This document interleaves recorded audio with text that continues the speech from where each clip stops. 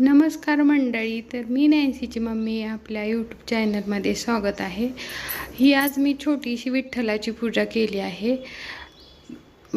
आज एकादशी असल्यामुळं विठ्ठलाची पूजा केली, कारण इकडं आम्ही हैदराबादला राहतो, इथं कुठं विठ्ठलाचं मंदिर वगैरे नाही.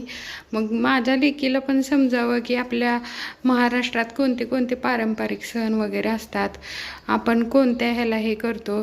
त्यासाठी मी प्रत्येक सणाच्या वेळेस मी असं घरात छोटंसं का असं नाही, सिम्पल साधं जसं जमल तसं डेकोरेशन करत असते आणि हिला या सणाचं महत्त्व सांगून देत असते. त्यामुळे तिला बऱ्यापैकी आता सगळे सण माहीत झालेत. ती जन्मल्यापासून मी सगळे सण करतेच. ह्याच्या अगोदर आम्ही चेन्नईला होतो तेव्हा पण करायची आणि आत्ता पण करते. बाहेर असलो म्हणून काय झालं, आपली काही परंपरा सोडायची नाही.